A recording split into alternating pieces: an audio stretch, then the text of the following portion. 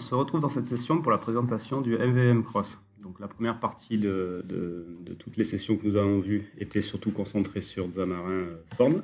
Et maintenant, nous allons donc dans la prochaine partie nous concentrer sur MVVM Cross et surtout Xamarin Form avec MVVM Cross.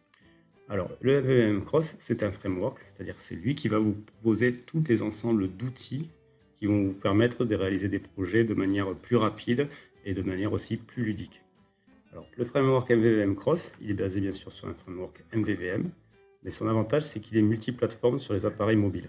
Donc, il supporte Xamarin iOS, Xamarin Android, Xamarin Mac, Xamarin Form bien sûr, et aussi les Universal Windows Platform et le WPF, qui sont anciennement les applications qui remplacent les applications Windows Form. Donc le MVVM Cross va vous fournir, donc, comme je disais, beaucoup de fonctionnalités. Et nous verrons à travers les prochaines sessions toutes les fonctionnalités, toutes les grandes fonctionnalités de MVVM Cross. Pour rappel, je vous en ai mis quelques-unes ici. Nous allons bien sûr travailler avec le système de navigation de MVVM Cross qui permet de transférer des données de view model à view model, de les traiter et de pouvoir les récupérer lorsque vous allez naviguer dans votre application de page en page. Nous verrons bien sûr le data binding, mais surtout les helpers d'écriture qui permettent maintenant d'avoir une vision plus rapide des bindings et qui permet aussi d'avoir un code peut-être moins lourd visuellement dans vos pages XAML parce que souvent sur des projets, dès qu'on commence à avoir un petit peu de complexité au niveau du binding, visuellement sur des contrôles, vous pouvez avoir facilement 7, 8, 15 propriétés qui sont bindées et en termes de lecture, ça représente quelque chose d'assez lourd à lire. Grâce au MVVM Cross, vous verrez que leur façon d'écrire le binding est beaucoup plus agréable et beaucoup plus visuelle. Nous verrons l'injection de dépendance et l'inversion de contrôle. Donc ça, ce sont des choses très importantes dans un projet qui feront l'objet d'un chapitre entier pour l'injection de dépendance et l'inversion de contrôle. Donc je vous en parlerai à ce moment-là.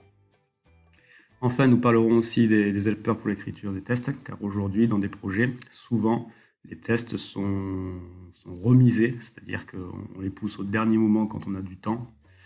Et des fois, beaucoup de projets, bien sûr, on n'a pas le temps et on ne les fait même pas, à part des tests rapides unitaires, alors que c'est quand même aujourd'hui certainement la chose la plus importante dans le cycle d'un projet. Il faut savoir que plus vite vous écrirez des tests, plus vite vous éviterez des sources d'erreurs sur votre cycle du projet. Au fur et à mesure que vous allez avancer, vous allez changer des choses. Le fait de rejouer ces tests pour voir qu'il n'y a pas de régression, ça reste vraiment quelque chose qui vous fera gagner du temps, qui vous rendra votre appli assez robuste.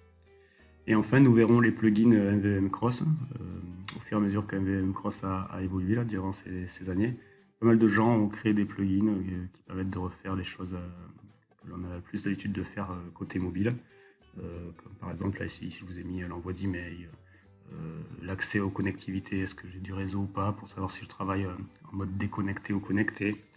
Les messengers, ça aussi, nous le verrons dans un chapitre, qui est vraiment un plugin génial, etc., etc. Il y en a beaucoup d'autres. Voilà, donc nous verrons tout cela dans les prochaines sessions. Il faut savoir aujourd'hui que MVVM Cross est certainement le framework MVVM le plus distribué concernant des applications type cross-platform. Il a maintenant pas mal d'années d'existence, il est assez robuste et il est toujours aussi maintenu par la communauté, ce qui fait de lui vraiment un acteur incontournable du monde de la programmation côté mobile. Donc c'est tout pour cette session et je vous dis à la prochaine.